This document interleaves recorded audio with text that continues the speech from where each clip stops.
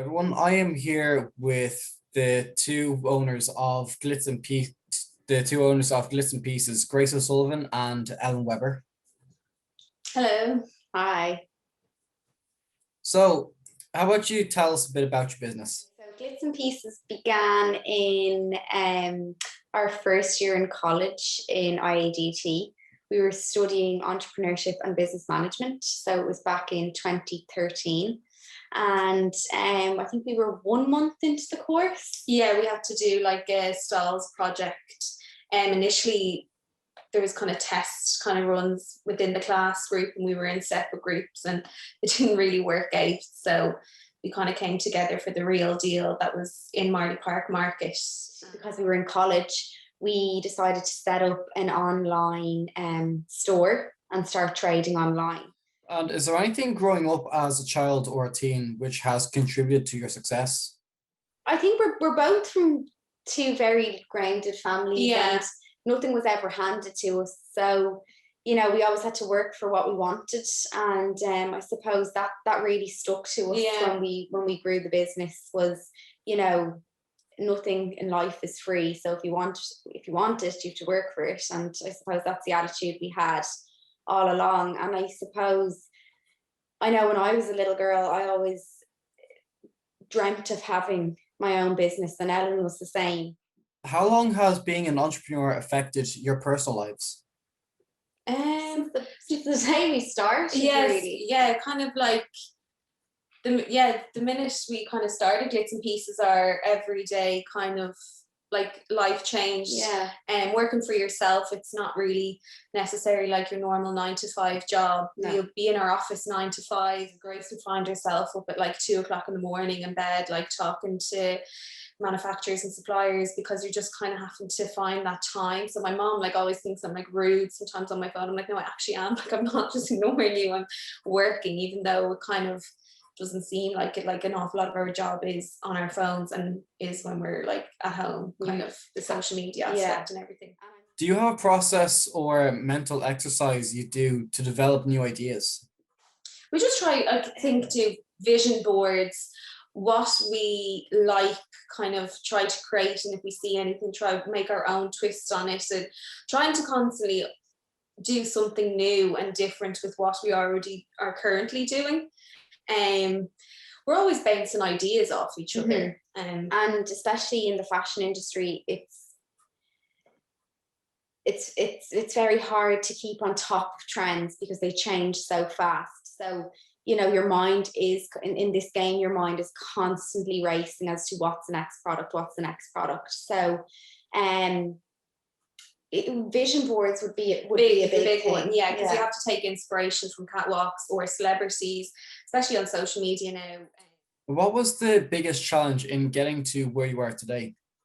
Being an SME, like, your resources are quite limited. Like, you know, we'd absolutely love to have like a massive team and have like loads of people focused on stuff, but an awful lot in the early stages of your business, and a majority of our business was run 4 years, but was through college. So we were kind of trying to do it in any spare time that we were given. So even though the business started in 2013, I really only think it fully kind of got legs and kind of started to grow and expand when we graduated from college, when we moved into this premises.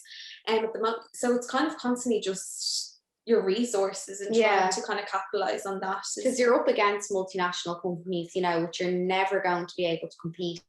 And what does the typical day in each of your lives consist of? So every morning I will wake up with a message from Ellen saying good morning, and we live sort of very, very close. We're just one estate away from each other. So I will pick up Ellen every morning and we will come down to work for about 9 o'clock.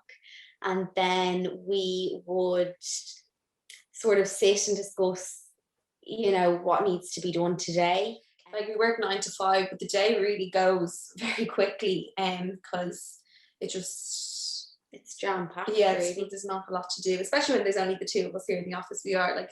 Have you had to adapt your business due to COVID? Have things changed for the better or worse? When COVID hit last March, our business skyrocketed.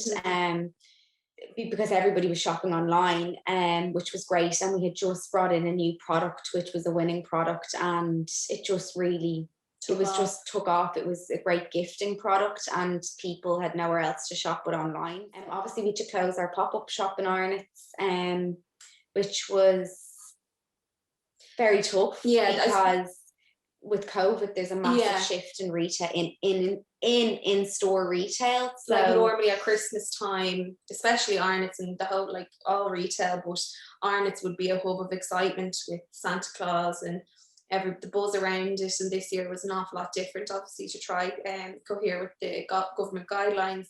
Was there a moment in your career where you thought you had achieved success? We never stop and say, "Whoa, look what we have done." We just keep going, keep going, keep going, keep going. And it's not until somebody says, you know, guys, you were 24 when you walked in the door of Arnott's. You know, you were 19 when you started your business. You know, you've won multiple awards.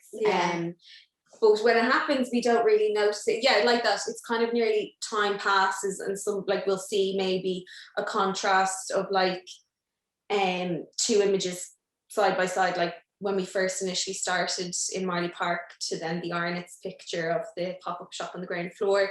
It's kind of moments like that you go, gee, Mac, like it's nearly like an out-of-body experience where you're kind of looking and going, God, that's like, we did that. So. Have you any tips or advice for the young entrepreneurs of IADT? Yeah, just start small and have your vision in your head and just keep working towards it, is what we'd say to anyone who wants to start out. And you don't have to reinvent the wheel. Like, you don't, if you want to, like bake cakes, you know, you could make amazing cakes and like have them packaged fabulously. Just once you have your USP, like your unique selling point, and that's really, really important, just how you differentiate yourself to other competitors on the market. If you enjoyed this video from the IADT Business Society, we strongly recommend you check out our other videos on the YouTube channel and maybe check out our other social media pages. Thank you, and stay safe.